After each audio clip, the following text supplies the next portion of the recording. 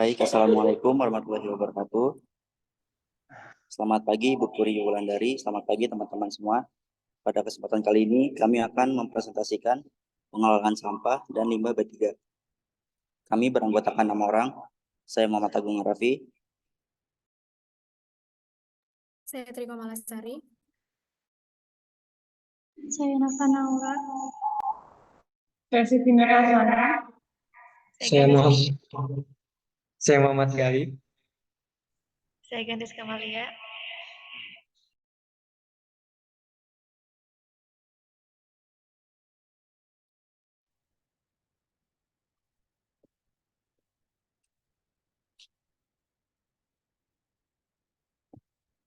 Pertama, pengertian sampah. Menurut Undang-Undang Nomor 18 Tahun 2008 tentang pengolahan sampah, sampah adalah sisa kegiatan sehari-hari manusia atau proses alam yang berbentuk padat. Jadi sampah itu sesuatu yang tidak dapat digunakan, tidak dapat dipakai, atau sesuatu yang berasal dari kegiatan manusia. Di dalam Undang-Undang Nomor 18 Tahun 2008, sampah dibedakan menjadi 3. Sampah rumah tangga, sampah sejenis sampah rumah tangga, dan sampah spesifik.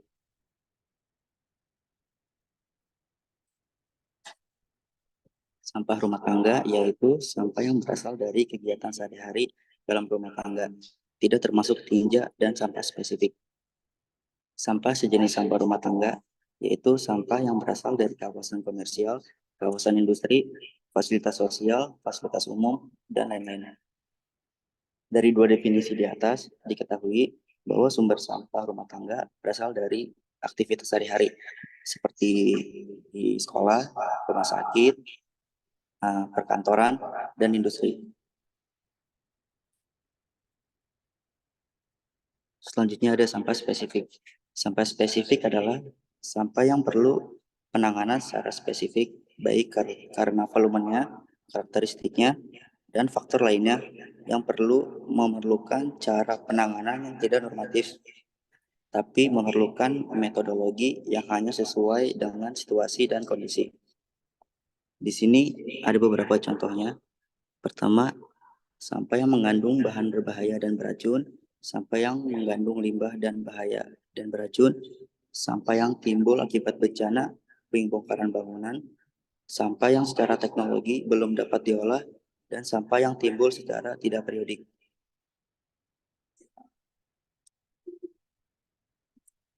Selanjutnya ada penggolongan sampah. Berdasar sumbernya, sampah pemukiman, daerah komersial, institusi, konstruksi, dan pembongkaran bangunan, fasilitas umum, pengelola limbah, kawasan industri, dan pertanian. Berdasarkan cara penanganan dan pengelolaannya, sampah mudah membusuk atau putrescable, dan gearbag atau sampah basah. Sampah tak mudah membusuk yaitu rubis terdiri atas bulky combustible, yaitu sampah yang mudah terbakar seperti kertas, plastik, kayu. Bulky non-combustible atau sampah yang tidak mudah terbakar seperti kaleng, logam, kaca.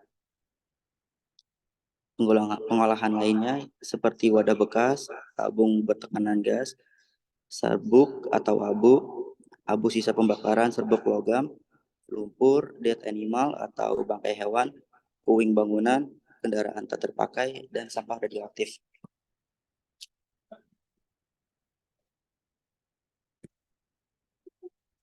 Timbulan sampah merupakan sampah yang dihasilkan dari berbagai sumber. Sumbernya itu berasal dari perumahan, konstruksi pembangunan, dan pertanian. Banyaknya timbulan sampah dapat diukur dengan satuan berat atau satuan volume.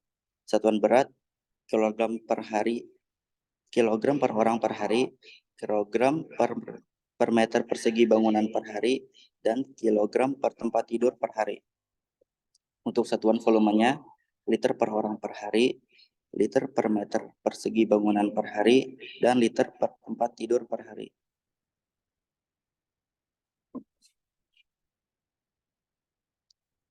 Nah, di sini ada gambar tahapan cara pembuangan sampah. Pertama, sumber sampah akan dikumpulkan ke gerobak sampah. Dari gerobak sampah, kemudian dipindahkan ke kontainer sampah atau tempat pembuangan sementara.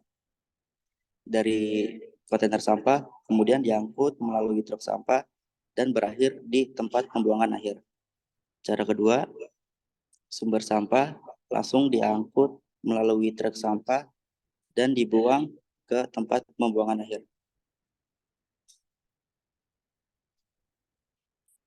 Paradigma pengelolaan sampah, kumpul, angkut, buang, telah menimbulkan kasus-kasus kegagalan TPA karena kurangnya perhatian terhadap kondisi TPA. Jadi semakin bertambahnya tahun, maka semakin bertambah juga volume sampah yang ada di Indonesia. Hal ini menyebabkan pemerintah kurang efektif untuk mengelola sampah yang berada di TPA. Selanjutnya, permasalahan persampahan di Indonesia. Bisa dilihat, persentase paling besar di sini sekitar 68,86%. Dan yang terkecil 2,9,9%. 68,86% jenis pengelolaan sampah di Indonesia dilakukan dengan cara pengurungan. Jadi cara pengurungan ini yaitu pemerintah menyediakan lahan yang besar untuk menempatkan sampah di satu titik. Cara ini memiliki dua dampak. Pertama, dampak positif dan dampak negatif. Dampak positifnya yaitu menciptakan lapangan pekerjaan untuk para pemulung dapat mudah mencari jenis sampah yang dicari. Dampak negatifnya terjadinya penurunan kualitas lingkungan, kenyamanan, dan kesehatan.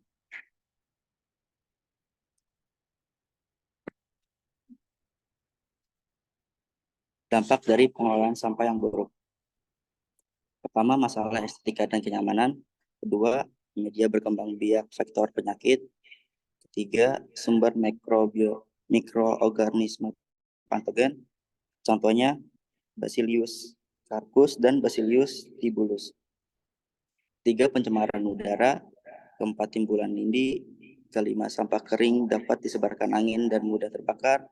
Keenam, menyumbat saluran.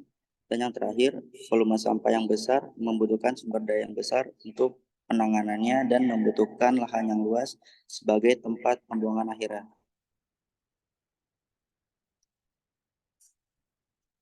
Permasalahan. Jumlah sampah terus meningkat karena perubahan gaya hidup. Orang semakin sering menggunakan plastik untuk keperluan sehari-hari. Zaman dulu, wadah makan masih menggunakan daun. Sekarang beralih menggunakan kantong plastik dan styrofoam.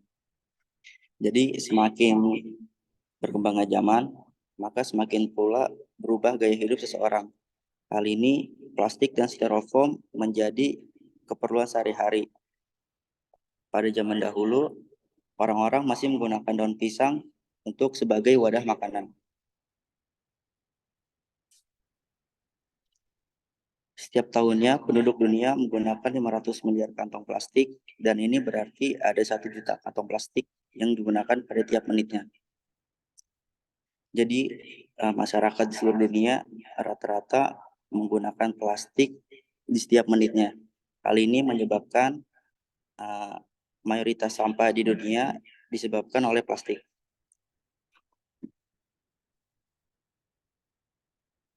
Mulai 1 November 2016 diberlakukan larangan menggunakan styrofoam di Kota Bandung. Alasannya kesehatan dan lingkungan. Sumber banjir di Kota Bandung ternyata ditemukan kantong kresek dan styrofoam. Pada 2011, jumlah sampah styrofoam di Kota Bandung mencapai 27 ton setiap bulannya. Di pesisir utara Jakarta, setiap harinya menampung genangan sampah didominasi oleh sampah styrofoam dan sampah plastik. Jadi beberapa tahun kebelakangan, Kota Bandung banjir disebabkan oleh sampah-sampah plastik dan styrofoam. Hal ini membuat pemerintah Kota Bandung membuat larangan untuk menggunakan styrofoam dan plastik.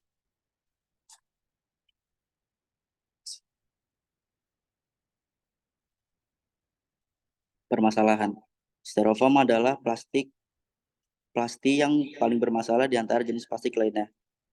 Styrofoam membahayakan secara kesehatan dan lingkungan. Kota-kota di dunia sudah melarang, di Indonesia terlambat sebenarnya. Nah, bisa dilihat di sini ada gambar sampah yang dibuang ke sungai atau kali. Dari gambar tersebut bisa dilihat kebanyakan sampah berasal dari jenis sampah plastik, styrofoam, botol kemasan, dan plastik kresek.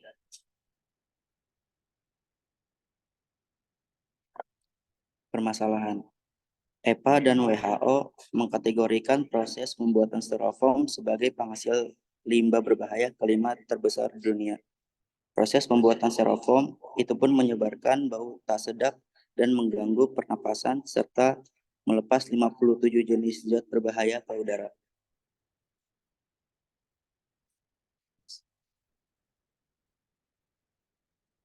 Untuk mengetahui penjelasan styrofoam lebih dalam, selanjutnya akan dibahas oleh Tri Komalasari.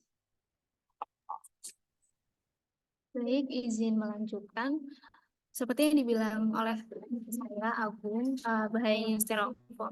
Lalu sebenarnya styrofoam itu apa sih? Styrofoam ini adalah jenis plastik golongan 6. Jenis plastik golongan 6 sendiri bersifat ringan, tahan terhadap panas, sehingga sering digunakan dalam berbagai produk seperti wadah makanan. Styrofoam sendiri terbuat dari polisterin dan gas hidrokarbon atau pentana. Mungkin teman-teman sering melihat kalau styrofoam ini lebih banyak digunakan untuk bahan makanan kayak banyak abang-abang di pinggir jalan atau bahkan sekelas restoran masih menggunakan styrofoam karena mungkin mudah didapat deh. Lalu sebenarnya bahaya atau enggak sih? Bahaya styrofoam bagi kesehatan sendiri ini, styrofoam mengandung benzena. Benzena ini adalah senyawa kimia yang dapat menyebabkan kanker kalau terpapar dalam jangka waktu yang lama. Dan paparan berulang ini dapat meningkatkan risiko kanker. Kankernya itu kanker paru-paru atau leukemia. Lalu styrofoam juga sulit terurai dan jika pun terurainya menjadi mikroplastik yang tidak terlihat dengan mata telanjang. Mikroplastik ini dapat masuk ke dalam lingkungan air dan menjadi bagian dari rantai makanan. Ketika dikonsumsi oleh manusia melalui makanan laut seperti ikan, dapat menyebabkan kerusakan organ dalam dan gangguan hormonal. Lalu bahaya bagi lingkungan sendiri itu seperti apa? Yang pertama, seperti yang saya sudah bilang, itu sulit terurai dan dapat menyebabkan penyumbatan saluran air yang dapat akhirnya menyebabkan banjir karena air tidak dapat mengalir dengan lancar. Lalu, pembuat styrofoam masih menggunakan klorofluorokarbon atau CFC. Yang teman-teman tahu sendiri, CFC ini adalah senyawa kimia yang berkontribusi pada penipisan lapisan ozon, termasuk efek rumah kaca dan perubahan iklim global. Seperti yang teman saya tadi bilang juga, bahwa pada 1 November 2016, Bandung sudah mulai melarang penggunaan styrofoam. Hal ini dikarenakan banjir. Banjir tersebut akibat styrofoam dan plastik. Jumlah sampah styrofoam di Bandung sendiri sudah mencapai 27 ton tiap bulannya. Lalu penyumbang terbesar sampah styrofoam adalah non-rumah tangga sebanyak 11,9 ton per bulan. Rumah tangga sumbang 9,8 ton sampah styrofoam per bulan, dan persentase sampah styrofoam mencapai 1,14% dari 12% sampah plastik tiap bulannya. Jakarta sendiri pun sebenarnya sudah mulai melarang penggunaan styrofoam, walaupun memang belum efektif. Karena yang seperti tadi saya bilang, kalau rumah makan lebih banyak juga menggunakan styrofoam karena mudah didapat dan harganya yang relatif murah. Tapi ada beberapa juga di Jakarta yang sudah mulai mengganti styrofoam dengan biofoam atau lebih lain adalah bahan yang lebih ramah lingkungan. Next. Lalu bahaya styrofoam bagi lingkungan kesehatan dan lingkungan menurut pakar persampahan Henry Damanhuri ITB Bandung itu seperti apa sih? Next. Bahaya bagi kesehatan. Pakar persampahan Henry Damanhuri mengatakan bahwa styrofoam mengandung senyawa kimia stirene dan benzena. Proses pembuatan stirene melibatkan penggunaan benzena untuk memproses butiran-butiran stirene tersebut. Benzena ini adalah salah satu dari 4 senyawa kimia dalam serangkaian BTEX atau benzena, toluena, etilbenzena, dan silena yang diketahui menyebabkan kanker pada manusia. Lalu, paparan terhadap benzena yang berasal dari styrofoam dapat menyebabkan berbagai masalah kesehatan, termasuk kerusakan pada sumsum tulang belakang, gangguan kelenjar tiroid, gangguan sistem saraf anemia, tremor tubuh, sulit tidur, dan kegelisahan. Selain itu, paparan kronis terhadap benzena juga telah terkait dengan peningkatan risiko kanker. Lalu, styrofoam tidak hanya berpotensi merusak lingkungan, tetapi juga dapat membahayakan kesehatan manusia melalui paparan terhadap senyawa kimia seperti stirene dan benzena yang digunakan dalam pembuatannya. Ini menunjukkan pentingnya mempertimbangkan penggunaan dan pembuangan yang aman dari produk-produk berbahan dasar styrofoam atau plastik, serta mencari alternatif yang lebih ramah lingkungan dan lebih aman bagi kesehatan. Next. Hasil kajian dari Divisi Keamanan Pangan Jepang pada Juli 2001 menyoroti bahaya residu styrofoam dalam keamanan pangan. Diketahui bahwa residu tersebut dapat menyebabkan gangguan pada sistem endokrinologi dan reproduksi manusia yang dikenal sebagai endocrine disruptor atau EDC. Hal ini terjadi karena bahan kimia karsinogen dalam styrofoam dapat terbawa ke dalam makanan melalui migrasi atau perpindahan. Lalu stirine, bahan dasar dari styrofoam sendiri, telah diketahui sebagai zat yang bersifat mutagenik atau mampu mengubah gen dan memiliki potensi karsinogenik. Sejumlah peneliti sejak 1930-an telah mengidentifikasi sifat berbahaya ini dari stirine. Oleh karena itu, penggunaan styrofoam dalam pengemasan makanan meningkatkan risiko paparan terhadap senyawa berbahaya tersebut. Selain itu, durasi waktu dan suhu pengemasan dengan styrofoam juga mempengaruhi tingkat migrasi bahan-bahan berbahaya ke dalam makanan atau minuman. Semakin lama waktu pengemasan dan semakin tinggi suhunya, semakin besar kemungkinan perpindahan zat-zat beracun tersebut ke dalam makanan atau minuman yang berada di styrofoam tersebut. Next. Lalu penggunaan styrofoam sebaiknya sudah dibatasi hanya untuk kemasan makanan dan minuman karena dalam fungsi tersebut benzena dan stiren yang terkandung dalam styrofoam dapat mencemari makanan dan minuman. Styrofoam sendiri rentan terlepas ke dalam makanan yang berminyak atau berlemak, terutama saat makanan dalam keadaan panas. Sebagai contoh, pada minuman seperti kopi yang ditambah susu, kombinasi panas, lemak, dan asam dapat menyebabkan langsung migrasi bahan berbahaya seperti benzena ke dalam makanan atau minuman tersebut. Oleh karena itu, pembatasan penggunaan styrofoam pada kemasan makanan dan minuman merupakan langkah penting untuk mengurangi risiko paparan terhadap senyawa berbahaya tersebut. Next.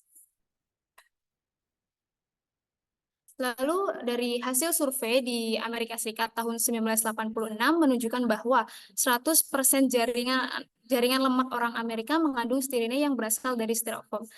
Dan peneliti 2 tahun kemudian menyebutkan kandungan stirine sudah mencapai ambang batas yang bisa memunculkan gejala gangguan saraf. Karena mungkin di Amerika Serikat sendiri juga masih menggunakan packaging berupa styrofoam.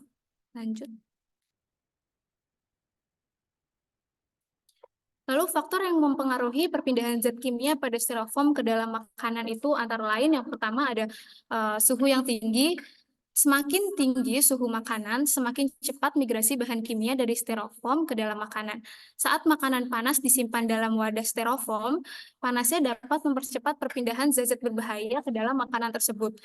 Lalu yang kedua, kadar lemak tinggi. Kadar lemak yang tinggi dalam makanan atau minuman juga mempengaruhi migrasi bahan kimia dari styrofoam, sehingga bahan makanan dalam styrofoam dapat lebih cepat berpindah ke makanan yang berlemak. Lalu yang ketiga, kadar alkohol dan asam tinggi. Kadar alkohol dan asam yang tinggi dalam makanan atau minuman juga dapat mempercepat laju perpindahan zat kimia dari styrofoam. Alkohol dan asam memiliki sifat yang memudahkan migrasi bahan kimia, sehingga risiko kontaminasi lebih besar pada makanan yang mengandung kadar alkohol atau asam yang tinggi. Lalu yang terakhir ada lama kontak. Semakin lama makanan disimpan dalam wadah styrofoam, semakin besar kemungkinan jumlah zat kimia yang bermigrasi ke dalam makanan. Lama kontak antara makanan dengan styrofoam memberikan waktu yang lebih banyak bagi zat-zat berbahaya untuk berpindah ke dalam makanan tersebut. Next.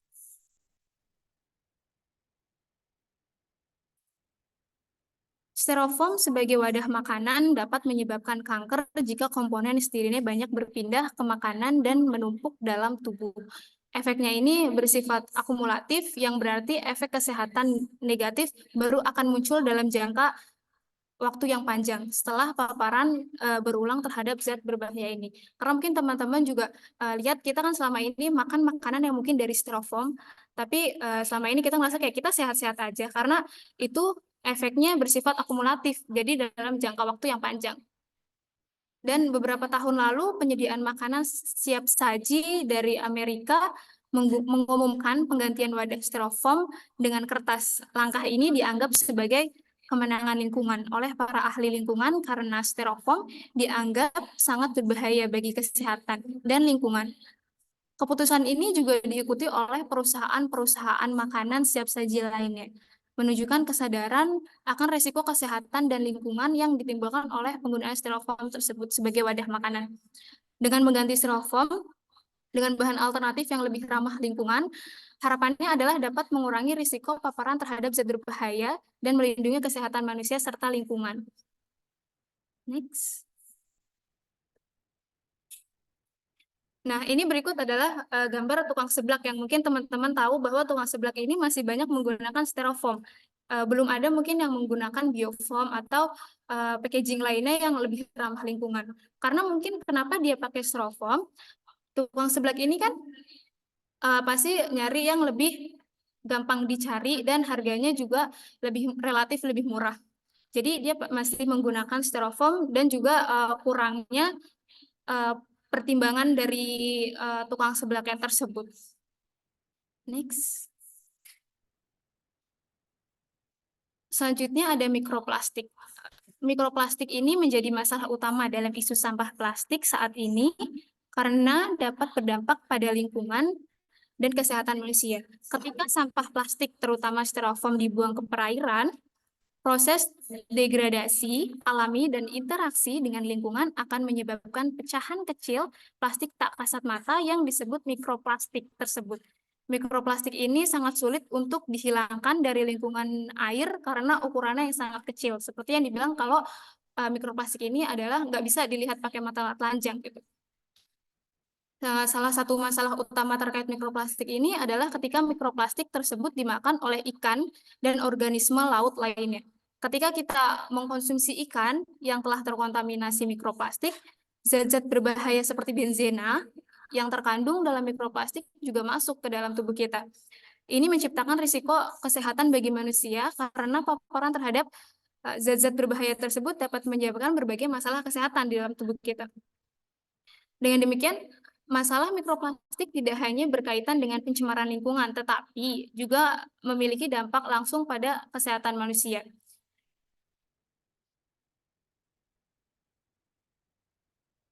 Selanjutnya, mikroplastik tersebut bahaya bagi lingkungan dan sulit terurai. Karena sulit didaur ulang, sampah styrofoam cenderung menumpuk dan mengganggu lingkungan. Ketika dibuang ke sungai atau saluran air, styrofoam dapat menyumbat saluran air dan berkontribusi pada terjadinya banjir. Hal ini menunjukkan bahwa perlunya penanganan khusus terhadap sampah styrofoam untuk mengurangi dampak negatifnya terhadap lingkungan.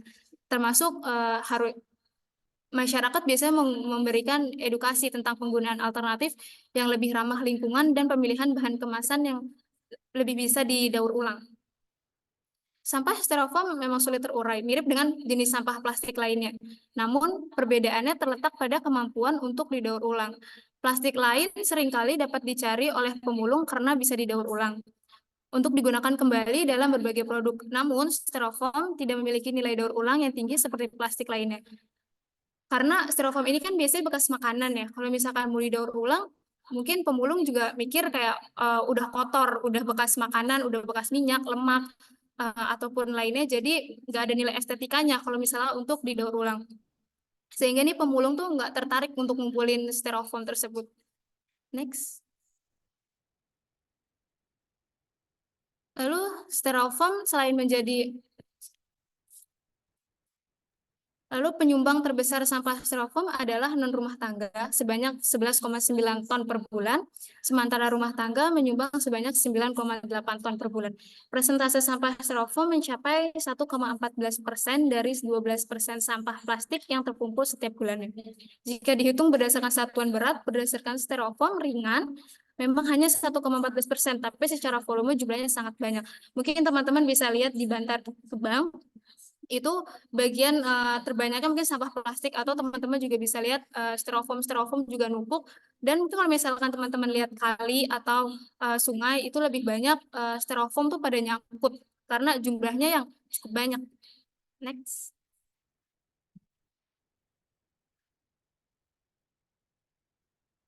Lalu styrofoam sendiri ini masih menggunakan CFC atau klorofluorokarbon. Styrofoam selain menjadi penyebab gangguan lingkungan, juga berkontribusi pada efek rumah kaca. Proses pembuatannya masih melibatkan penggunaan CFC yang merupakan zat kimia yang menyebabkan efek rumah kaca. CFC sendiri digunakan dalam pembuatan styrofoam untuk menggelembungkan, yang menjadikan teknologi pembuatan styrofoam masih bergantung pada zat ini. Jadi styrofoam ini nggak bisa kalau misalnya nggak ada CFC, karena zat itu tuh yang bisa gelembungin styrofoamnya. Lalu penggunaan CFC dalam produksi styrofoam menyebabkan pelepasan gas-gas rumah kaca ke atmosfer saat proses pembuatannya, yang kemudian berkontribusi pada pemanasan global dan perubahan iklim. Dengan demikian, penggunaan styrofoam tidak hanya memiliki dampak negatif pada lingkungan secara langsung melalui pencemaran sampah, tapi juga berkontribusi pada masalah yang lebih luas seperti perubahan iklim. Next. Belum adanya payung hukum yang secara khusus melarang penggunaan styrofoam untuk keperluan makanan dan minuman, menunjukkan bahwa masih kurangnya regulasi yang mengatur masalah tersebut. Namun, kalau kita merujuk pada Undang-Undang Nomor 32 Tahun 2009 tentang perlindungan dan pengolahan lingkungan hidup, penggunaan styrofoam dapat dilihat sebagai bagian dari masalah perlindungan lingkungan tersebut. Meskipun undang-undang tersebut tidak secara eksplisit menyebutkan penggunaan styrofoam, namun prinsip-prinsip perlindungan lingkungan yang tercantum di dalamnya dapat digunakan sebagai dasar untuk mengatur penggunaan styrofoam. Dalam konteks ini, penggunaan styrofoam dapat dipertimbangkan sebagai tindakan yang dapat merusak lingkungan dan kesehatan manusia, sehingga dapat dilarang atau diatur lebih ketat untuk melindungi lingkungan hidup dan tentunya kesehatan bagi kita juga. Next.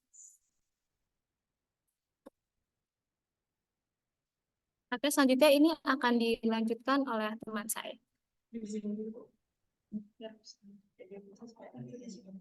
Izin Bu, mic-nya rusak jadi saya bareng sama Ana. Ya, kamu Izin siapa rasa. namanya? Muhammad Gali Bu. Muhammad Muhammad Gali. Gali, oke. Ya. Beberapa cara yang telah diusahakan untuk mengurangi dampak buruk dari styrofoam. Berikut adalah beberapa cara yang telah diusahakan untuk mengurangi dampak buruk dari styrofoam. 1. Fokus pengemasan baru yang ramah lingkungan. 2. Menghentikan penggunaan styrofoam. 3. Menciptakan kemasan plastik biodegradable dapat terurai dengan sendirinya menjadi karbon dioksida dan air bila dikubur dalam tanah. Melalui kombinasi dari 3 cara ini, diharapkan dapat mengurangi dampak buruk dari penggunaan styrofoam dan mendorong transisi menuju penggunaan kemasan yang lebih ramah lingkungan.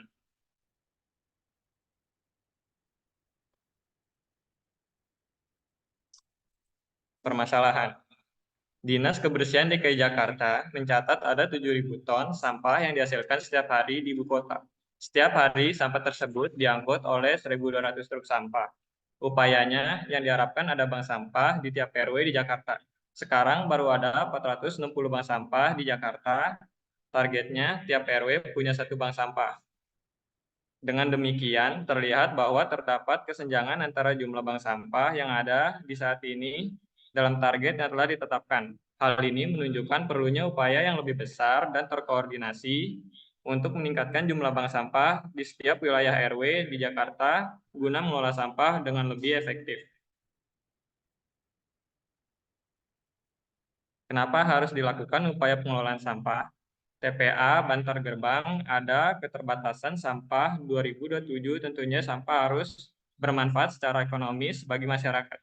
Maka perlu dibentuk bank sampah di setiap lingkungan RW untuk membantu menanggulangi dan mengurangi volume sampah. Dengan membentuk bank sampah di setiap lingkungan RW, kita dapat membantu menanggulangi dan mengurangi volume sampah dengan menjadikannya bermanfaat secara ekonomis bagi masyarakat.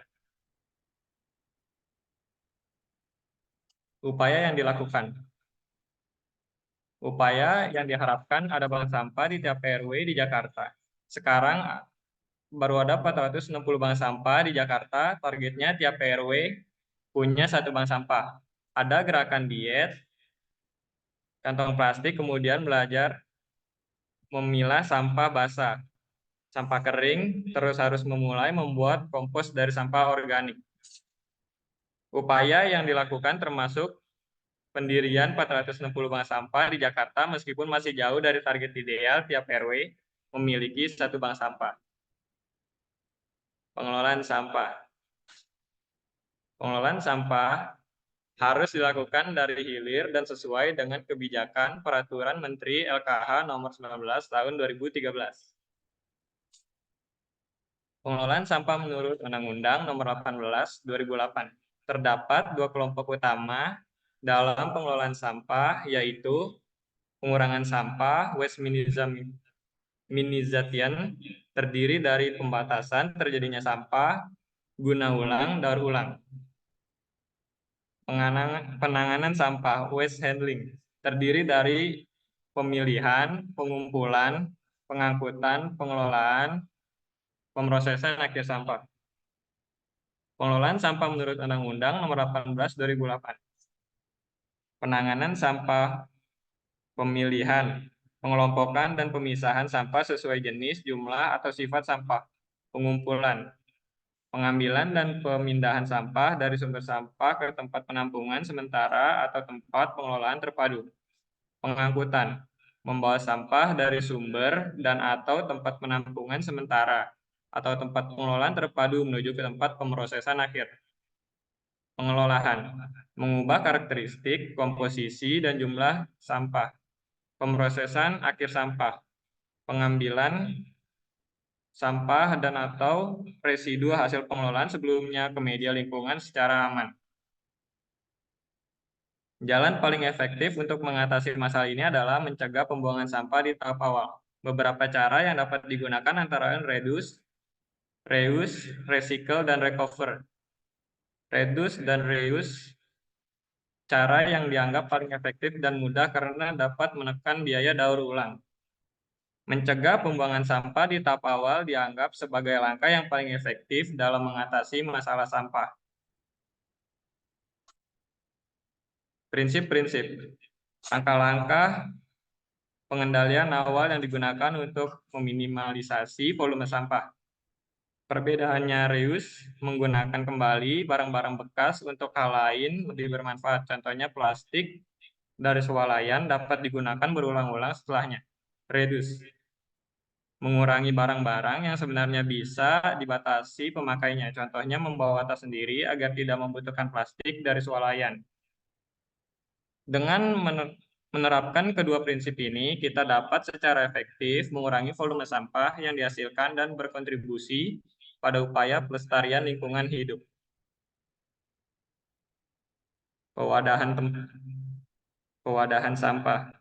Tujuan pewadahan sampah adalah untuk mengelola sampah secara efisien, mengurangi dampak negatif terhadap lingkungan, dan meminimalisasikan volume sampah yang masuk ke tempat pembuangan akhir. Penggunaan sampah. Terdapat 2 cara pengumpulan sampah secara langsung door to door, yaitu pengumpulan dan pengangkutan sampah dilakukan sekaligus. Sampah dari tiap sumber akan diambil, dikumpulkan langsung, diangkut ke TPA. Secara tidak langsung, komunal, yaitu sampah dari tiap sumber dikumpulkan dahulu dengan sarana pengumpulan misal gerobak dan diangkut ke TPS baru, kemudian ke TPA. Pengumpulan sampah. Terdapat 2 cara pengumpulan sampah. Pengangkutan sampah harus diperhitungkan dengan teliti agar waktu angkut yang dibutuhkan dapat tercapai secara optimal. Pertimbangan dalam pengangkutan sampah, jumlah sampah dan luas wilayah pelayanan sampah, lokasi TPA, sarana pemindahan dan pengangkutan sampah, koordinasi lalu lintas, ritasi. Pengangkutan sampah memang memerlukan perencanaan yang teliti untuk memastikan efisiensi waktu dan prosesnya. Pengangkutan sampah. Pengangkutan sampah adalah proses pemindahan sampah dari tempat asalnya, seperti rumah atau gedung, menuju tempat pengelolaan atau pembuangan akhir, seperti tempat pembuangan akhir.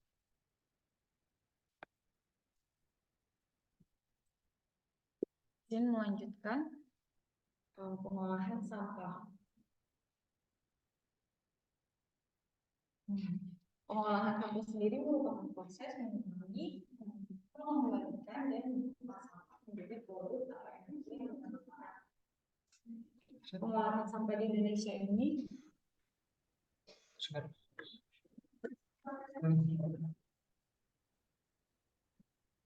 izin melanjutkan pengolahan sampah. Pengolahan sampah sendiri merupakan proses mengurangi, mengembalikan, dan mengolah sampah menjadi produk atau energi yang bermanfaat. Pengolahan sampah di Indonesia sendiri itu meliputi pemilihan, pengumpulan, pengangkutan, pengolahan, dan pengelolaan sampah terpadu. Ada beberapa teknik pengolahan sampah. Di antaranya pemilihan berdasarkan jenisnya, baik secara manual ataupun secara mekanis. Jenis-jenis sampah tersebut di antaranya itu ada sampah organik, sampah inorganik, sampah berbahaya dan beracun.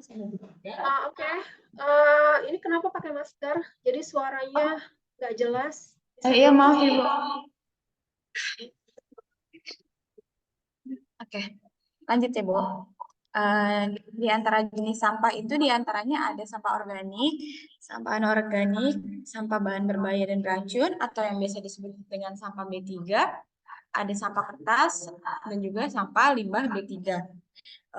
Teknik tersebut selanjutnya ada teknik pemadatan, ada teknik pemotongan, pengomposan, pemrosesan sampah dan juga pembakaran sampah. Selanjutnya ada pemrosesan akhir sampah. Pemrosesan akhir sampah itu ada metode yang digunakan, ada di antaranya ada pengurangan atau penimbunan, di mana hal tersebut limbah ditaruh ke dalam tanah.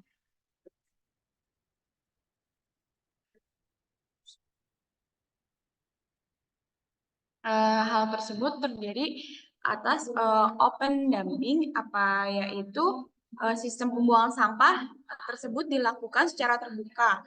Hal ini menjadi masalah jika sampah yang dihasilkan adalah sampah organik yang akan membusuk dan menimbulkan gangguan bau, estetika, dan menjadi sumber penyakit. Selanjutnya itu ada sanitary landfill atau landfill. Itu merupakan salah satu metode pengelolaan sampah yang modern dan efektif untuk digunakan di tempat penampungan sampah. Next, itu selanjutnya itu ada skema dari teknik operasional pengelolaan sampah, di mana sampah yang timbul akan dilakukan penanganan, habis itu dilakukan pengumpulan sampah tersebut, habis itu bisa dibagi menjadi pemisahan sampah, entah itu sampah organik atau anorganik, atau sampah yang bisa didaur ulang, atau sampah yang tidak bisa didaur ulang, atau sampah B3, lalu dilakukan kepada pembuangan akhir atau pemrosesan akhir.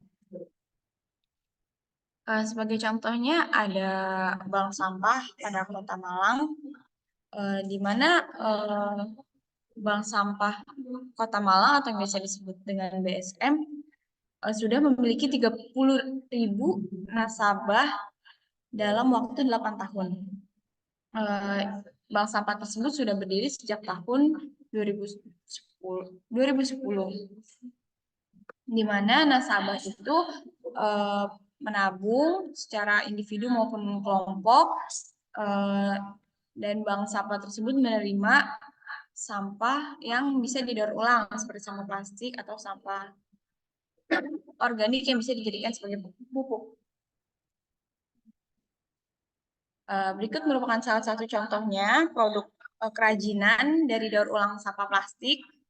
Itu bisa didaur ulang menjadi sendal atau taplak, meja, tas, pensil case, habis itu binder, dan lain sebagainya.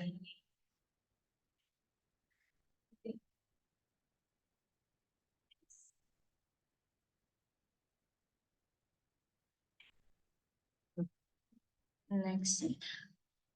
Selain itu, terdapat juga klinik asuransi sampah. Itu diciptakan oleh Gamal Al bin Said. Dia menciptakan itu karena melihat banyaknya masyarakat yang kurang mampu dalam berobat, sehingga dia menjadikan barter dengan sampah. Jadi kita berobat, tapi kita membayarnya dengan sampah yang bisa didaur ulang seperti plastik dan kardus. Hal tersebut diambil karena sebuah kisah di mana ada seorang anak, dia sakit, tapi dia tidak punya biaya untuk berobat. Dan akhirnya dia menghembuskan nafas terakhir di gerobak sampah ayahnya. Hal tersebut membuat dokter Gamal tersebut mengajak kader-kader posyandu, PKK, pemulung, dan masyarakat untuk mengembangkan klinik asuransi sampah tersebut. Hal itu bertujuan untuk memutuskan atau menghancurkan akses antara kesehatan dengan masyarakat. Jadi semua masyarakat bisa mendapatkan akses kesehatannya. Di mana asuransi sampah tersebut dilakukan dengan semangat gotong royong melalui pembayaran premi dengan sampah sebagai sumber pendanaan utama pelayanan kesehatan tersebut. Klinik asuransi sampah tersebut, warga hanya cukup memberikan uang senilai Rp10.000 setiap bulan dan menikmati berbagai fasilitas kesehatan. Sampah yang dikumpulkan tersebut lalu diolah menjadi bahan yang berguna atau menjadi produk yang bisa menjadi nilai uang dan disebut menjadi dana sehat. Selanjutnya ada limbah bahan beracun dan berbahaya atau B3. B3 tersebut merupakan bahan yang bersifat baik secara langsung maupun tidak langsung dapat mencemarkan atau merusak lingkungan hidup dan dapat membahayakan lingkungan hidup, kesehatan, kelangsungan hidup manusia, serta makhluk hidup lainnya.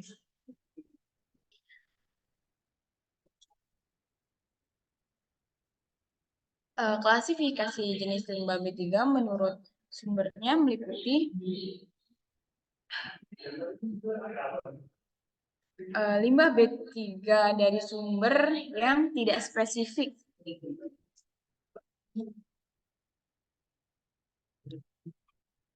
Di mana limbah tersebut yang bukan merupakan berasal dari proses atau kegiatan industri.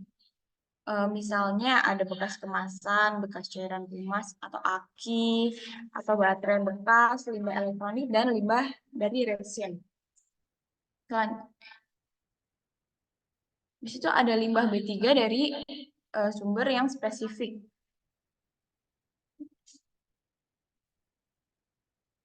Di mana limbah tersebut dihasilkan dari proses industri atau kegiatan utama. Misalkan ada abu insestor, limbah proses tanning, karbon aktif, dan lainnya. Habis itu ada karakteristik dari limbah B3. Pertama adalah mudah meledak, di mana limbah B3 dapat mudah meledak karena adanya senyawa pengikat yang mudah mengikat oksigen di udara. Habis itu ada mudah menyala, mudah menyala atau bisa disebut dengan mudah terbakar atau inflammable. Di mana limbah tersebut mudah menyala karena adanya senyawa yang mudah dibakar. Di situ ada reaktif, di mana limbah B3 dapat reaktif dengan zat lain sehingga perlu diperhatikan untuk mencegah reaksi kimia yang tidak diinginkan. Habis itu ada infeksius, di mana infeksius tersebut merupakan limbah yang terkontaminasi organisme patogen yang tidak secara rutin ada di lingkungan dan organisasi tersebut dalam jumlah yang cukup untuk menularkan penyakit kepada manusia yang rentan. Misalnya ada korosif, tersebut merupakan seperti berkarat, di mana korosif adalah limbah yang memiliki ciri dapat menyebabkan iritasi pada kulit, menyebabkan perkaratan pada baja, di mana korosif tersebut memiliki pH yang sangat rendah. Kurang dari 2 yaitu sangat bersifat asam. Juga ada pH yang sangat bersifat basa. Contohnya limbah korosif adalah sisa asam sulfat yang digunakan dalam industri baja, limbah asam dari baterai, dan ada limbah pembersih sodium hidroksida pada industri logam. Habis itu beracun serta berbahaya terhadap lingkungan. Hal tersebut, karakteristik tersebut berdasarkan Peraturan Perundang-undangan Nomor 101 Tahun 2014. Next. Izin melanjutkan. Selanjutnya ada Peraturan Perundang-undangan terkait B3.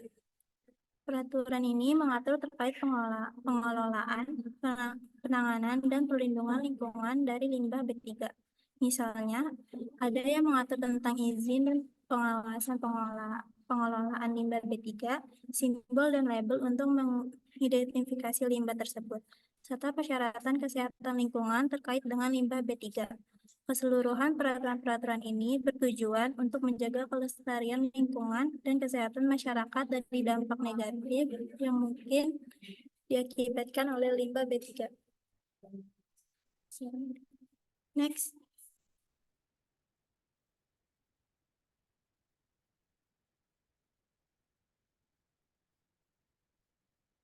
Lalu ada Kemenkes nomor 1204 tahun 2004 mengatur cara pengelolaan limbah medis secara menyeluruh, mulai dari langkah-langkah untuk mengurangi jumlah limbah medis yang dihasilkan, cara pengangkutan, penyimpanan, hingga cara untuk memusnahkan atau membuang limbah tersebut dengan aman. Limbah medis sendiri dibagi menjadi beberapa golongan seperti limbah infeksius, benda tajam, patologi, sitotoksis, kimia, farmasi, radioaktif, kontainer, bertekanan, dan logam berat. Next. Minimisasi limbah, upaya untuk mengurangi volume, konsentrasi, toksisitas, dan tingkat bahaya limbah yang berasal dari proses produksi. Dengan melakukan pengurangan limbah sejak awal proses produksi, serta memanfaatkan kembali, mendaur ulang, dan merecover limbah sebanyak mungkin. Lalu ada pengelolaan limbah medis, rangkaian kegiatan yang mencakup segregasi, pengumpulan, pengangkutan, pengelolaan, dan penimbunan limbah. Dalam pengelolaan limbah medis ini disesuaikan dengan jenis dan karakteristik limbahnya. Dilakukan agar limbah medis dapat dikelola sesuai dengan standar kesehatan dan keamanan yang ditetapkan, sehingga dapat mencegah risiko pencemaran lingkungan dan kesehatan masyarakat. Next.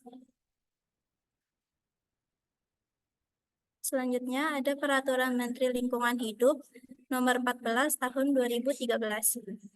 Yang pertama, ada simbol limbah B3 dilakukan pada wadah tempat penyimpanan alat angkut. Agar memberi tanda yang jelas bahwa limbah tersebut termaksud dalam kategori limbah B3, sehingga orang yang berinteraksi dengan limbah tersebut dapat mengambil langkah-langkah pencegahan yang sesuai. Yang kedua, label limbah B3 berisi informasi penghasil, alamat penghasil, waktu pengemasan, jumlah dan karakteristik limbah B3.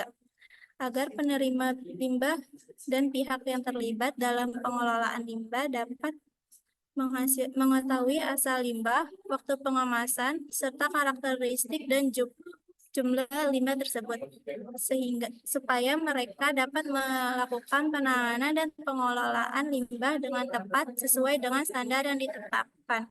Next. Lalu di sini ada tabel mengenai kategori dan klasifikasi limbah berdasarkan sifat dan jenisnya, serta warna dan lambang yang digunakan untuk mengidentifikasi limbah tersebut. Dengan menggunakan sistem klasifikasi dan warna yang jelas, dapat memudahkan pengelolaan, penanganan, dan pemindahan limbah sesuai dengan jenis dan sifatnya, serta mengurangi risiko pencemaran lingkungan dan kecelakaan yang terkait dengan limbah tersebut. Next.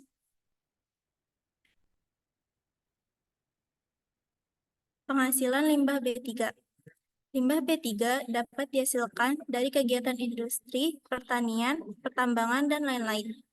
Dalam industri, limbah B3 bisa berasal dari proses produksi atau limbah sampingan dari penggunaan bahan kimia berbahaya.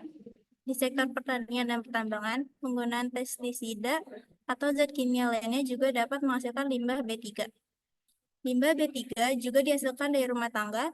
Limbah B3 rumah tangga jumlahnya sedikit sehingga pengelolaannya dilakukan bersama-sama sampah domestik.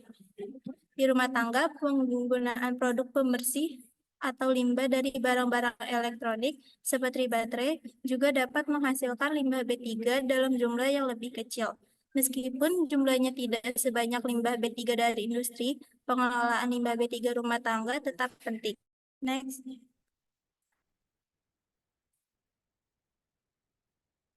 Penyimpanan limbah B3 adalah kegiatan menyimpan limbah B3 yang dilakukan oleh penghasil atau pengumpul atau pemanfaat atau pengolahan atau penimbun limbah B3 dengan maksud menyimpan sementara.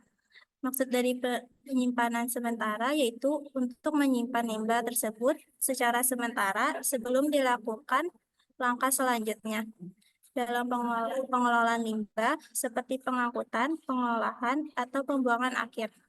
Penyimpanan sementara dilakukan untuk memberikan waktu bagi pihak terkait untuk merencanakan dan melaksanakan langkah-langkah selanjutnya dalam pengelolaan limbah B3 secara aman dan sesuai dengan peraturan yang berlaku. Next. Next. Selanjutnya,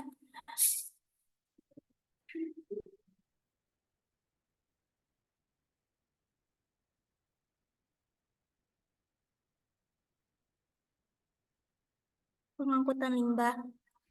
Pengangkutan limbah B3 adalah langkah penting dalam manajemen limbah, di mana limbah berbahaya dan beracun dipindahkan dari tempat penghasilnya ke tempat tujuan seperti pengumpul, pemanfaat, pengolahan, atau penimbunan limbah B3.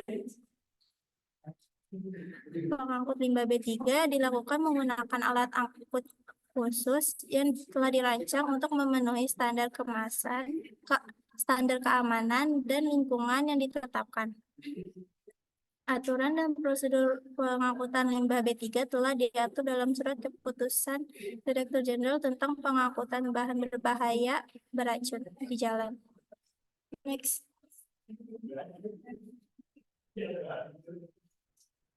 Pengolahan limbah B3. Pengolahan limbah B3 adalah proses di mana karakteristik dan komposisi limbah berbahaya dan beracun diubah untuk menghilangkan atau mengurangi sifat bahaya dan racun yang dimilikinya. Proses ini dapat melibatkan berbagai metode seperti perlakuan kimia, fisika, biologi, atau pembakaran. Tujuan pengolahan limbah B3, 1. Untuk mengurangi atau menghilangkan efek racun. 2. Merubah bahan berbahaya menjadi bahan yang ramah lingkungan. 3. Mempersiapkan tahap pengolahan berikutnya. Next.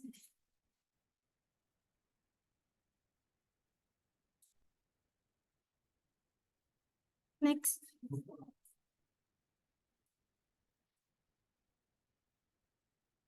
Selanjutnya di sini ada transportation service with a quality collection system. Yang pertama di sini ada drum van, kendaraan yang digunakan untuk mengangkut drum atau wadah berukuran kecil yang berisi limbah. Lalu di sini ada drum semi trailer yang dirancang untuk mengangkut drum besar atau wadah yang berisi limbah. Terus di sini ada gullwing truck, truk yang sering digunakan untuk mengangkut limbah padat atau besar. Lalu ada emergency response, truk vakum truk vakum untuk merespon keadaan darurat dan mengangkut limbah cair atau lumpur secara efisien. Terus ada tanker truk tangki yang digunakan untuk mengangkut limbah cair atau bahan kimia dalam jumlah besar. Lalu dan terakhir ada roll-off truck and trailer, truk dan trailer yang dilengkapi dengan mekanisme roll-off untuk mengangkut dan memuat kontainer besar seperti dumpster atau kontainer limbah. Next. Lalu di sini ada pengolahan limbah B3. Pengolahan limbah B3 adalah proses di mana limbah yang berbahaya dan beracun diolah agar menjadi lebih aman bagi lingkungan dan manusia.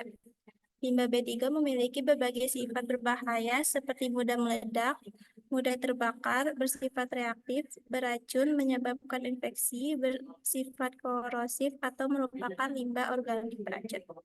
Proses pengolahan limbah B3 melibatkan berbagai metode seperti reaksi kimia, proses fisik, pembekuan, pembakaran, atau pemisahan bahan berharga dari limbah. Setelah proses pengolahan selesai, limbah B3 yang dihasilkan harus ditimbun dengan memastikan bahwa emisi gas yang dihasilkan memenuhi standar baku mutu. Limbah cair memenuhi persyaratan baku mutu, dan limbah padat memenuhi standar baku mutu tertentu. Dengan melakukan proses pengolahan yang tepat, limbah B3 dapat diubah menjadi bentuk yang lebih aman dan mampu mengurangi dampak negatifnya terhadap lingkungan dan kesehatan manusia. Next.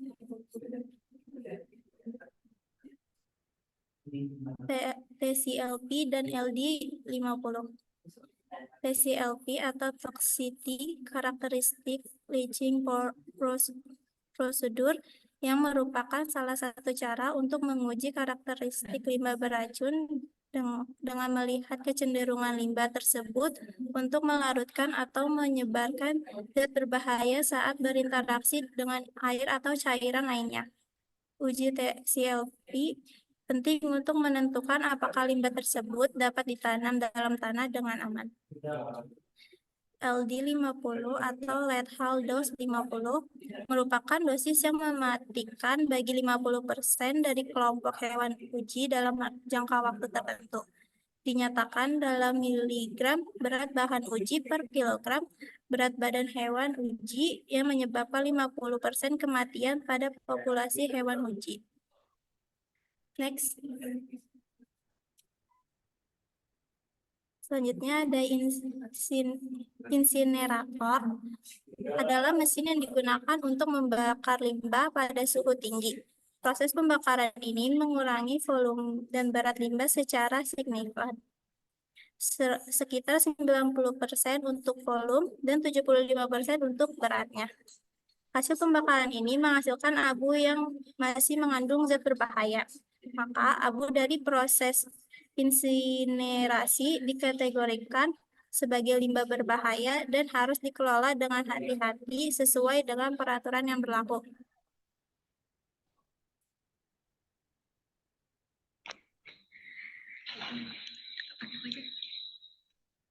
Pembakaran atau insinerasi. Insinerasi.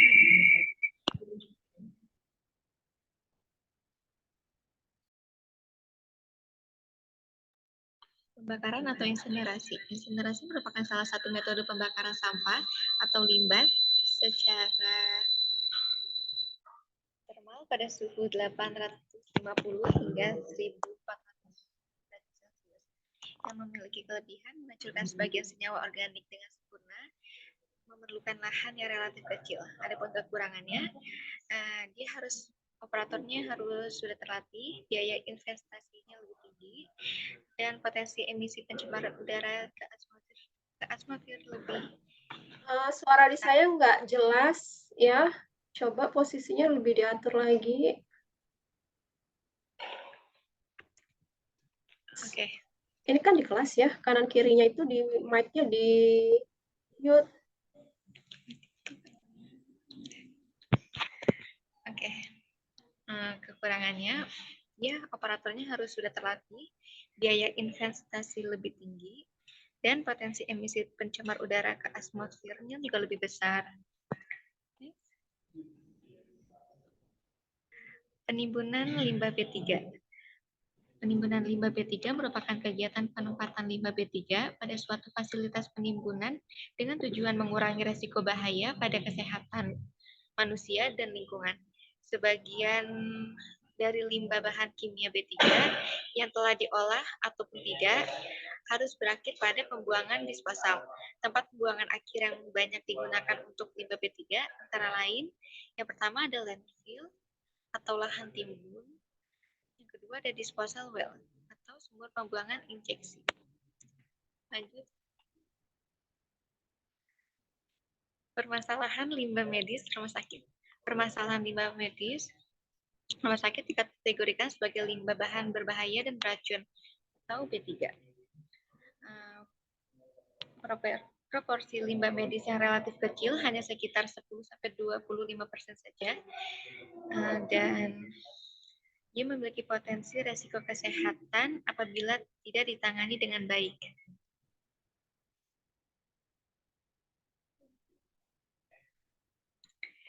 Identifikasi masalah. Di sini ada ada gambar pengelolaan limbah.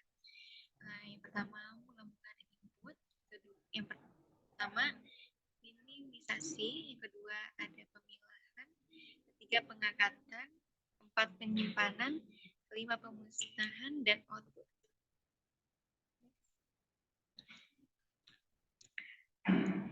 Masalah pemilahan limbah. RSX telah melakukan pemilahan antara limbah medis dan limbah medis benda tajam dan benda domestik meskipun sudah disediakan 3 wadah dengan kantong plastik berbeda, namun pelaksanaannya masih ditemukan pembuangan limbah tidak pada tempatnya, seperti limbah jarum suntik dibuang tidak pada wadahnya. Next. Pemilahan pertama.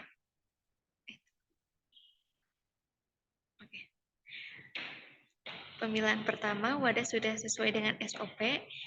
Kantong plastik hanya 2 jenis, labelan tidak diberi simbol yang berbahaya, seperti gambar yang ada di akibatnya.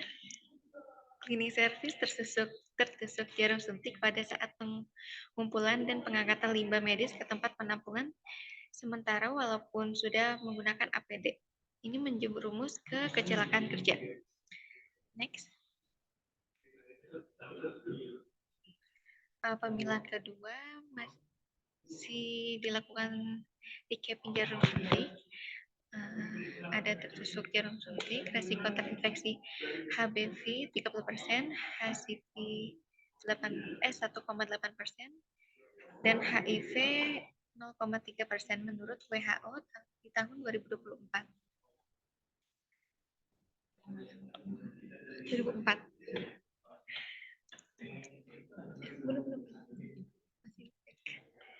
Akibat dari pemilahan kedua, jumlah limbah medis yang dihasilkan menjadi banyak.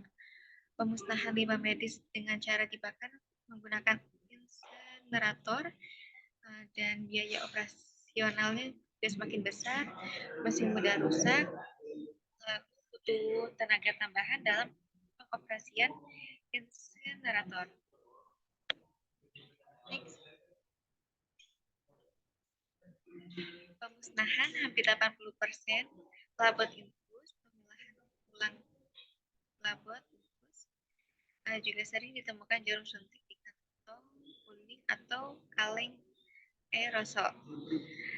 Next. Saran dari Kementerian LH, labot infus yang belum terkontaminasi sebaiknya dilakukan pemilahan terpisah dengan limbah medis lain sehingga dapat dilaksanakan daur ulang.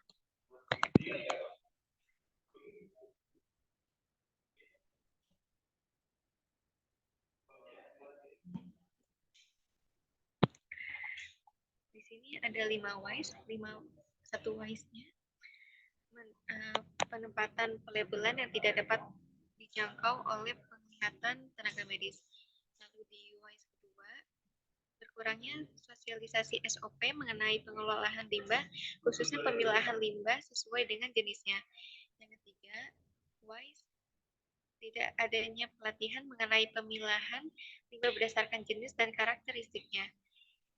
WISE keempat, berkurangnya kesadaran dan kepedulian tenaga medis untuk membuang limbah sesuai dengan tempatnya.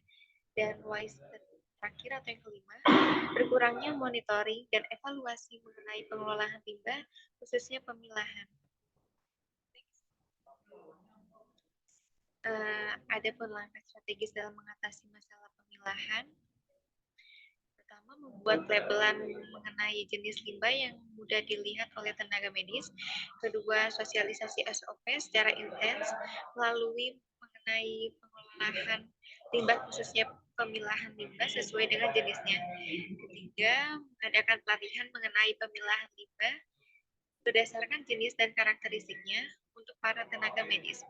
Keempat, menerapkan sistem reward bagi unit pelayanan kesehatan yang sudah benar melakukan pemilahan limbah dengan baik dan benar.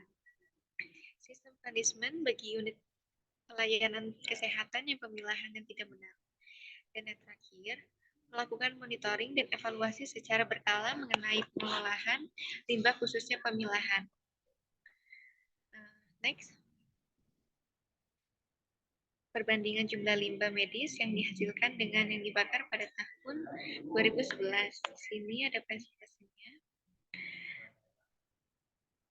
Menjelaskan perbandingan jumlah limbah medis yang dihasilkan dengan dibakar pada tahun 2011 dengan detail jumlahnya per bulan, yaitu Januari dan Februari.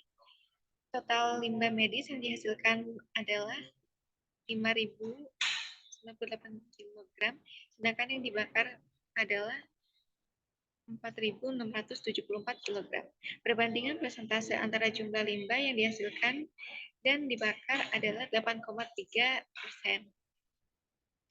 Next. Sekian, terima kasih.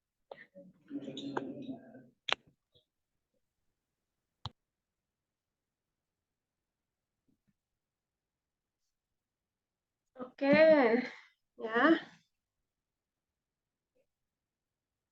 Ya, pengelolaan sampah dan limbah medis ya atau limbah B3. Ada kesulitan nggak? Kelompok?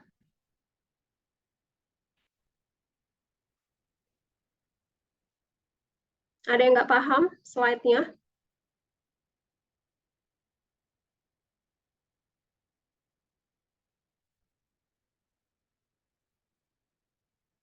Ada yang nggak paham terkait dengan slide-nya?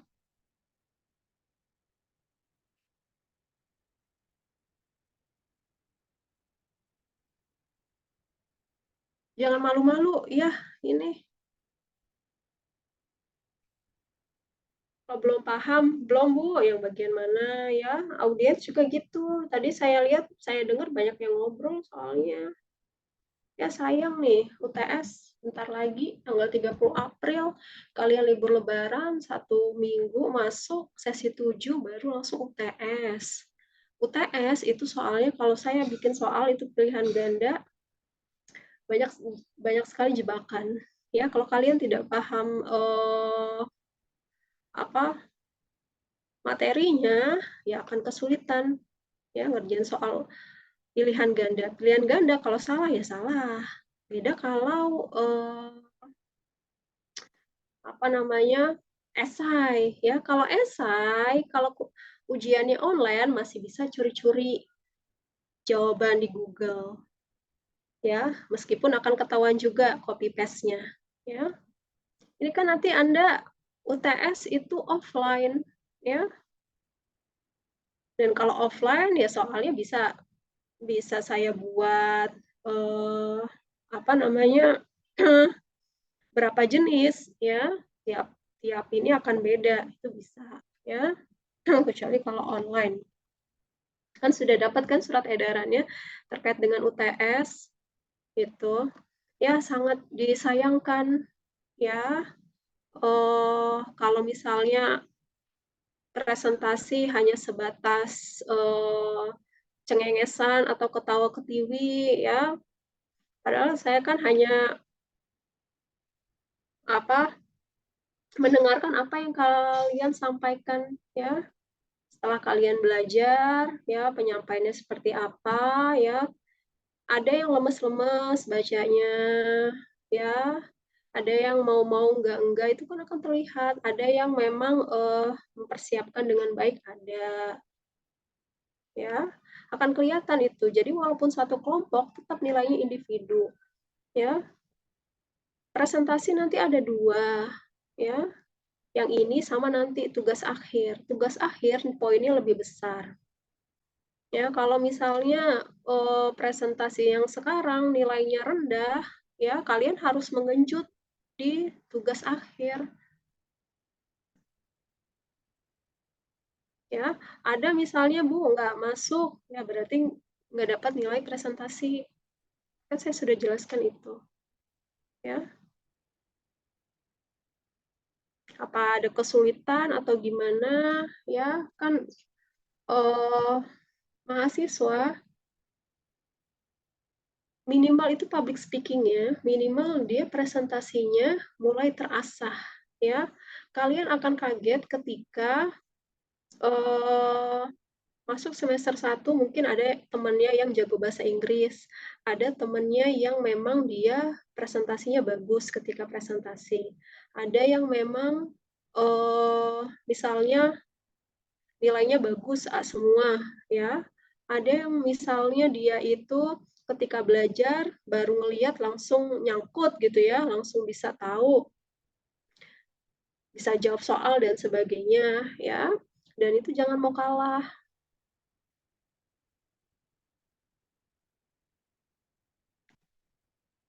Bu, masih semester 2 ya, presentasinya masih asal-asalan ya. Mau sampai kapan? Justru semester-semester selanjutnya pun nanti akan presentasi. Kalau tidak dilatih dari sekarang, public speaking-nya susah ya. Kalian kan masuk di Kesmas ya. Kalau dokter, kalau Anda masuk ke dokteran, itu kan nanti akan berhadapan dengan pasien. Ya, kemudian perawat ya pasien per individu. Ya, dokter gigi per pasien.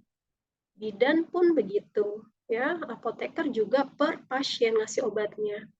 Kalau Kesmas, nah Kesmas kan lingkupnya luas, masyarakat. Ya, lingkupnya luas, masyarakat. Gimana cara melatih public speaking kita, Bu, biar bisa berbicara atau bisa improvisasi ketika di depan kelas, ya. Kan kalau di Zoom ini kan ibaratnya tidak perlu malu-malu. Kalau kayak di depan kelas mungkin nggak pede, tidak percaya diri, kemudian ngeblank ya, dilihatin teman-temannya, ya atau apa, ya banyak faktor.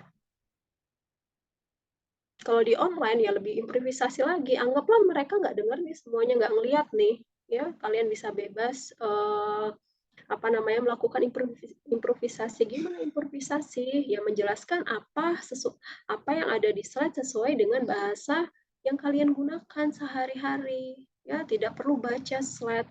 Karena kalau baca slide itu saya aja bisa baca slide sendiri tanpa harus didikte. Baca satu-satu slide, ya.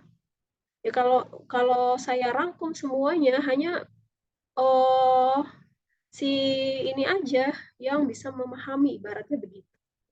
Ya. Ada kesulitan nggak ini yang pengolahan sampah dan limbah B3? Kalau namanya perkuliahan dasar ini kan semua materi ada ya.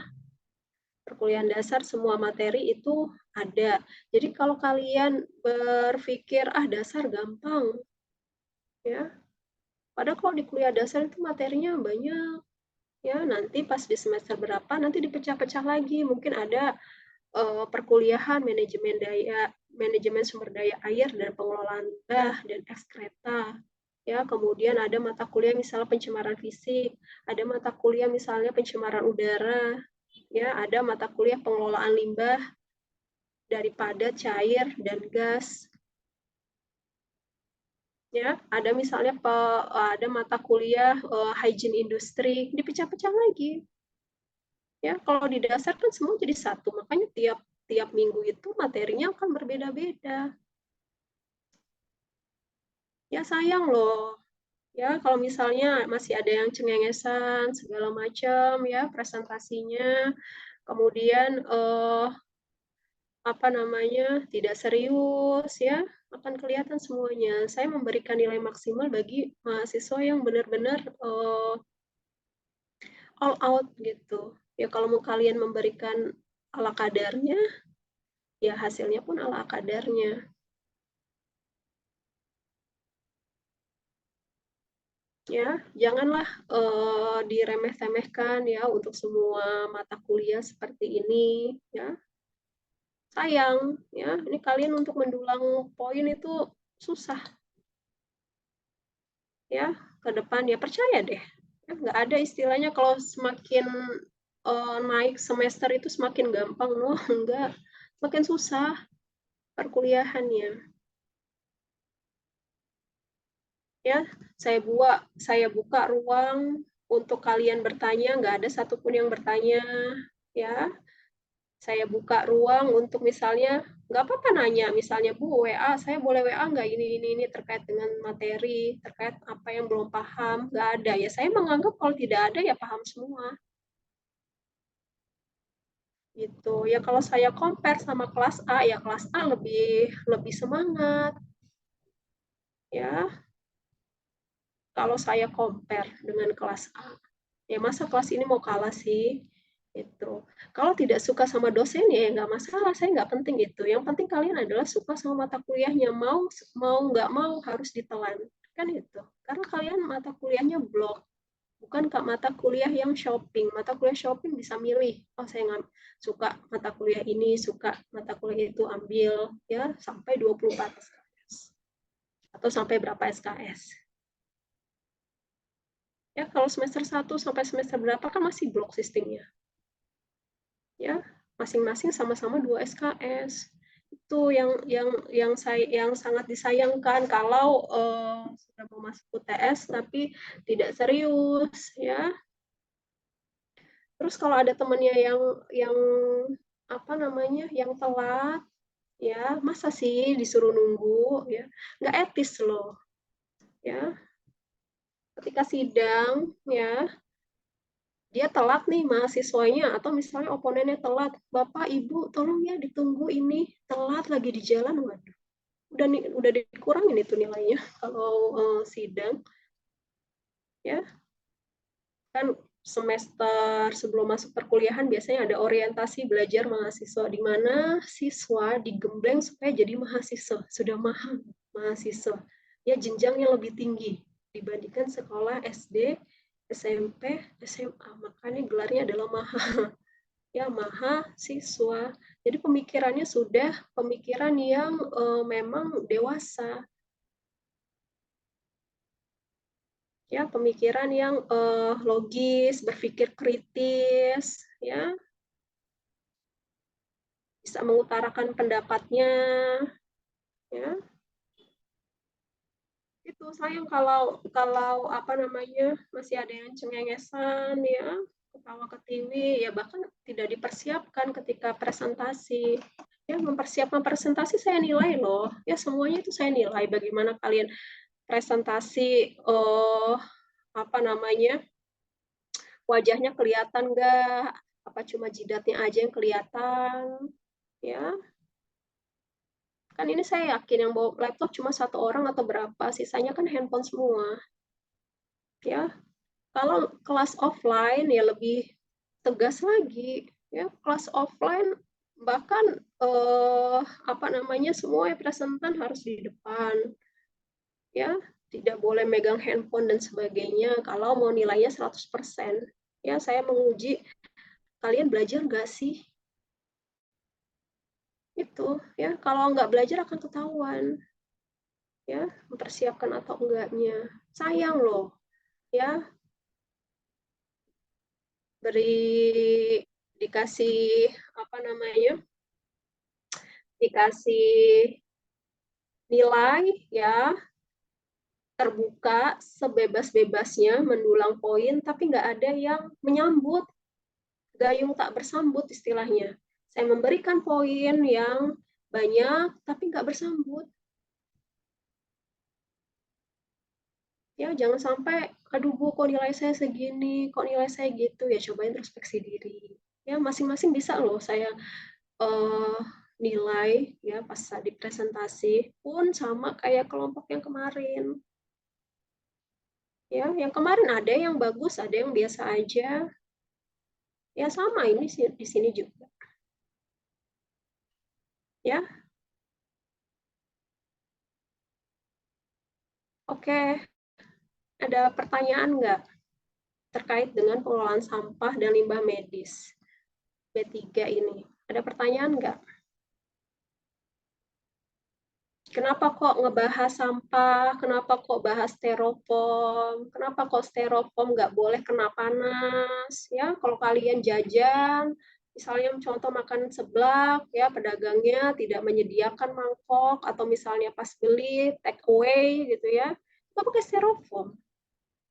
Ya, kalau pakai styrofoam, dikasih wadah yang panas, dikasih makanan panas atau minuman panas, nah itu bahan berbahayanya seperti stiren, benzen yang penyebab kanker itu akan migrasi ke makanan atau minuman. Ditambah kalau makanannya dia dalam kondisi panas dan berlemak, berminyak, ya udah tuh langsung cepat migrasi. Ya, dan kenapa kok sampah styrofoam lebih banyak dibandingkan sampah lainnya? Ya karena pemulung nggak mau ngambil styrofoam. Styrofoam kalau dikumpulin banyak nggak ada jumlahnya. Ya nggak berat, ibaratnya cuma tinggi di volumenya aja. Ya, untuk mengumpulkan 1 kilo aja akan banyak styrofoam yang ngumpulin. Tapi kalau si pemulung ini atau bank sampah ya ngumpulin misalnya botol air mineral, kaleng bekas atau misalnya kemasan ya bekas kopi atau misalnya deterjen ya itu kan ada beratnya tuh ya sekilo dapat berapa ya, tapi kalau styrofoam kan enggak, makanya sampah styrofoam itu banyak ya. Pertama susah diurai ya, kenapa kok tadi saya masukkan bank sampah ya, bank sampah ini supaya masyarakat teredukasi ya. Sebagian besar orang beranggapan oh sampah yang kita buang itu sudah tidak layak, sudah tidak berguna. Tapi untuk sebagian besar orang lain itu sampah adalah berkah. Dengan sampah dia bisa menjalani hidup. Ya, kayak misalnya tadi dokter Gamal Albin Said ya. Jadi dia dokter ya, kemudian mengabdi di masyarakat, orang sakit bayarnya pakai sampah. Ya, makanya sampai banyak penghargaan. Jadi dia mengangkat isu lingkungan sama isu kesehatan. Ya, terus dengan sampah mereka dapat token listrik. Ya, Anda ngumpulin sampah berapa kilo, kemudian ditukar sama token listrik. Ya, Bu, saya nanti pas magang PBL 2, saya magang di bank sampah. Boleh nggak? Boleh. Ya, atau misalnya di rumah saya ada bank sampah. Ya, kan bisa diceritakan itu.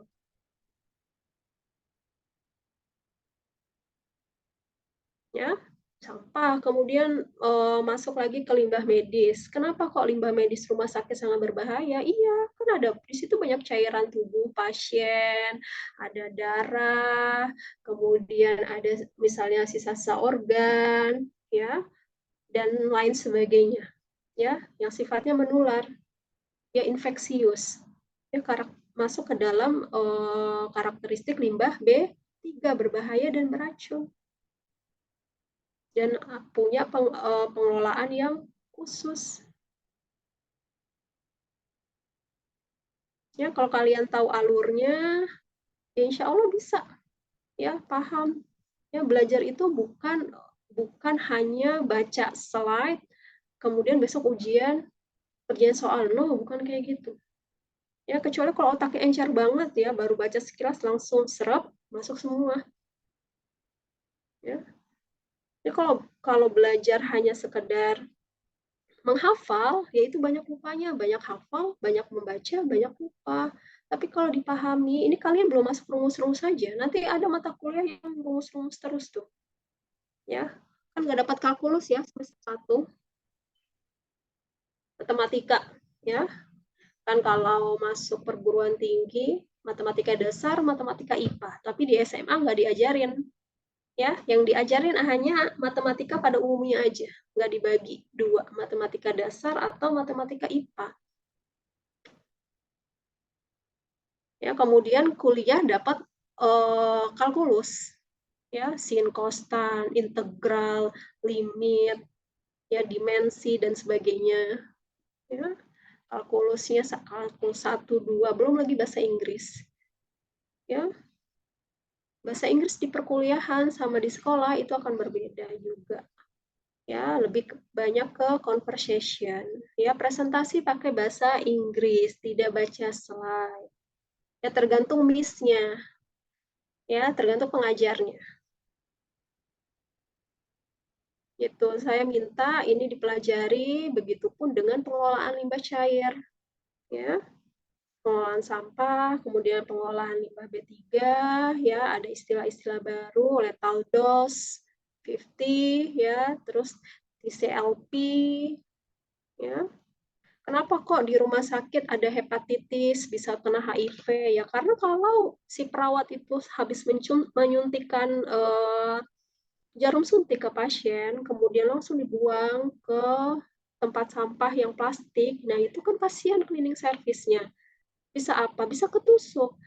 Ya, yang ngangkutin sampah setiap poli, setiap apa namanya di ruang bedah, di ruang operasi atau di ruang bersalin, ya itu kan cleaning service.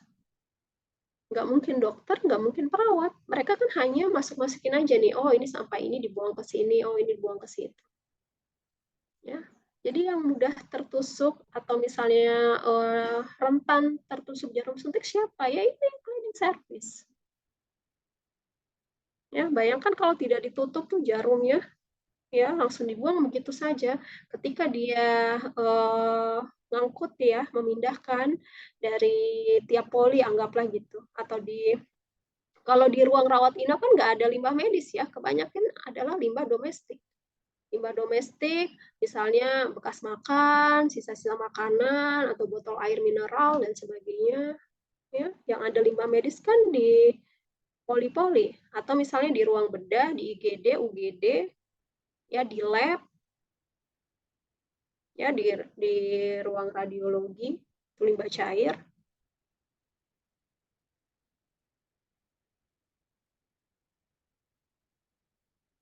Gitu. Dan kenapa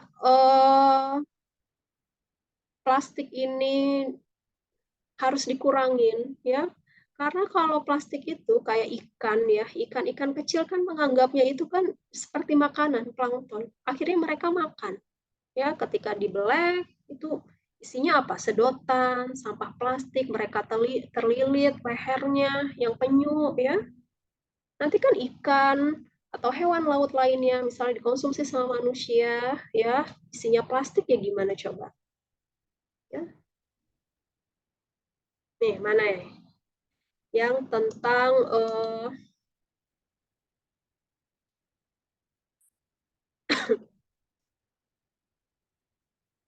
Nih ya, ini yang tentang styrofoam tuh. Ya, kalau mau bawa wadah sendiri yang sudah food grade, yang bisa dilipat juga ada, yang buat traveling ada. Jadi masukkan ke dalam tas, ya. Atau misalnya pakai sarung kemasan, ya, dimasukkan ke dalam jok motor, misalnya kalau bawa kendaraan, ya. Dibawa lebih ringkas dibandingkan pakai yang styrofoam yang seperti itu, ya. Nah, ini mikroplastik, ya. Ini sampah plastik lama-kelamaan kan terurainya kecil-kecil, ya. Sama ikan itu dianggapnya sebagai makanan, ya, pecahan kecil-kecil kayak kristal-kristal gitu, ya, yang tidak kasat mata. Akhirnya apa? Ya masuk lagi ke dalam tubuh kita. Ya, kalau mau konsumsi ikan yang kecil, wah konsumsi ikan yang kecil akumulasi bahan kimia berbahayanya tuh nggak begitu banyak. Ya, lihat dulu perairannya mana di pasar, ya belanja di pasar. Ya, ikannya dari mana ini penjualnya? Ya, pinggiran Jakarta yang logam beratnya sudah berat atau dari mana? Ya, itu baru mikroplastik. Kemudian apalagi nih? Sulit terurai. Ya, permasalahan sampah, kenapa kok sampah tidak boleh dibakar? Ya, kenapa di pemukiman padat penduduk tidak boleh bakar sampah? Ini 5 menit lagi ya. Karena kan dari sampah itu kan zat berbahayanya tuh banyak sekali. Ya, ditambah misalnya kalau ada angin kencang ya yang bakar sampah di mana ya kok kita ngirup asapnya. Ya bahkan kalau di Jakarta itu bisa dilaporin. Ya orang yang bakar sampah nih. Iritasi mata, gangguan pernapasan, bayi terkena ispa. Ya, kan ada CO2, gas CO, ya, nitrogen oksida, SO2, ya, timbal, ya, dioksin, PAH, ya, senyawa aromatik ya.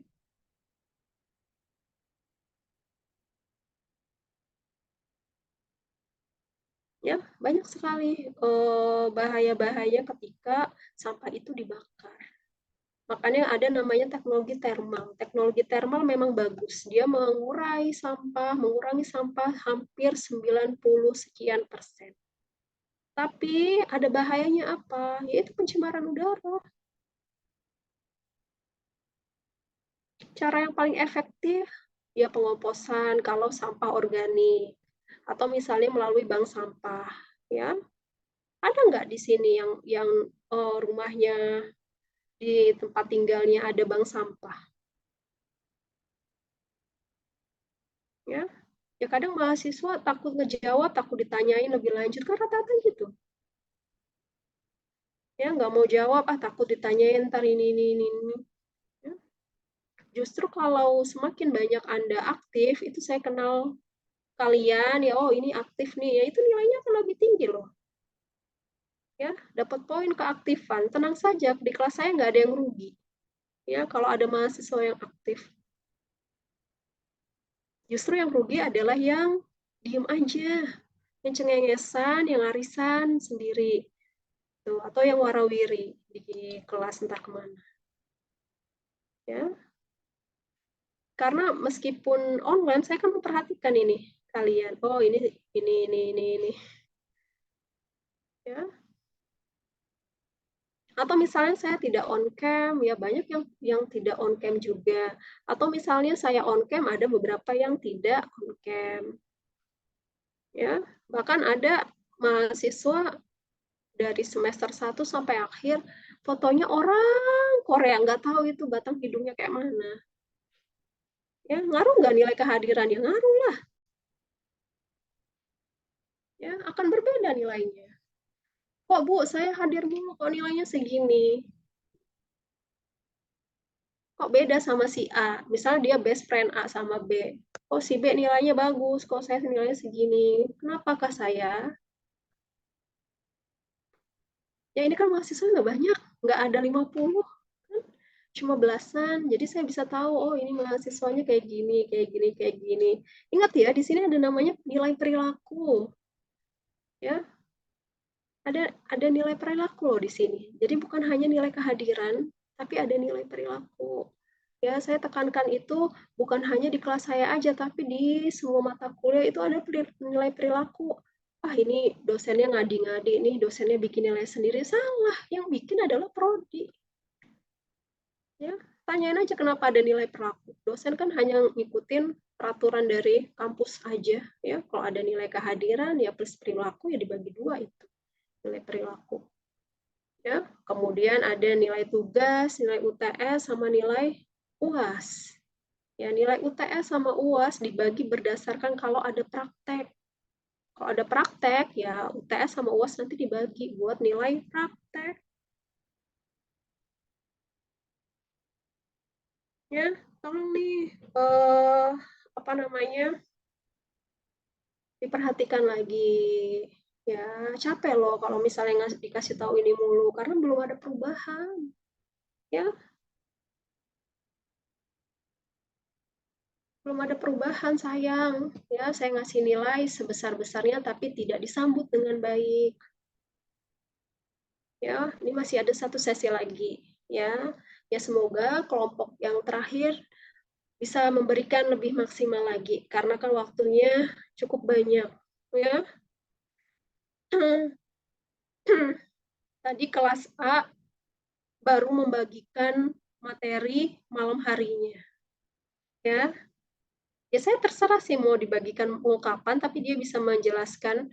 Memang tadi ada yang bagus, oh berarti dia semalaman suntuk belajar, yang mempersiapkan dengan baik. Ya, kalau dibagikan jauh-jauh hari itu mungkin lebih bagus lagi. Jadi banyak yang prepare. Padahal ini sudah saya upload di hari apa itu? Ya, bukan di injury time. Kecuali kalau saya upload di injury time di hari Senin, nggak ada waktu untuk belajar. Nah, itu bisa salahin saya. Itu ya. Ada pertanyaan nggak? Ini waktu saya udah habis nih. Nggak ada.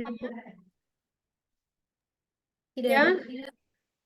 ya tolong nih, bukannya dosennya terlalu apa namanya ya, memaksa mahasiswa, enggak. Saya ini supaya kalian semua berprestasi, ya, supaya apa, bisa dapat beasiswa, ya, supaya bisa bersaing dengan yang lain, karena di luar sana tuh udah sat ya, semester 1, semester 2 udah gila-gilaan belajarnya, ya. Ya, karena mahasiswa yang dapat beasiswa itu harus mempertahankan nilai IP-nya. Jangan sampai nanti beasiswanya ketarik. Ya, nanti di awal pertengahan tahun ini kan buka tuh beasiswa. Ya, manfaatinlah itu. Banyak. Ya. Jika kalian sudah mengeluarkan duit mau berapa puluh juta ya akan direimburse. Ya, atau misalnya Bu saya tidak butuh beasiswa, saya hanya butuh kuliah tok ya, nggak butuh nilai ya, itu kan tergantung individunya. Ya, main-mainlah ke media sosial sekarang banyak ya. Kalian kalau lagi down, lihat aja misalnya orang-orang sekitar atau misalnya video-video kenapa kok mahasiswa yang tidak mampu saja bisa wow, padahal sama-sama dikasih waktu 24 jam ya, kemudian sama-sama makan nasi ya, tapi kok dia bisa, wah, kenapa saya nggak bisa? Nah, itu kalian harus harus semangat di situ. Ya, kuliah dimanapun itu sama, nggak ada yang beda. Yang membedakan adalah siapa? Ya mahasiswa itu sendiri. Gitu. Saya selalu bilang itu.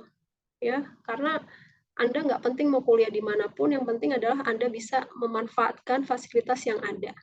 Gitu ya. Oke, mungkin itu cukup dari saya ya. Ini kalian masih ada 2 sesi ya, masih ada 2 pertemuan lagi nih, hari Rabu sama hari Kamis, setelah itu libur. Ya. Tanggal 22 baru masuk selanjutnya TS. Ya. Oke, saya rasa cukup.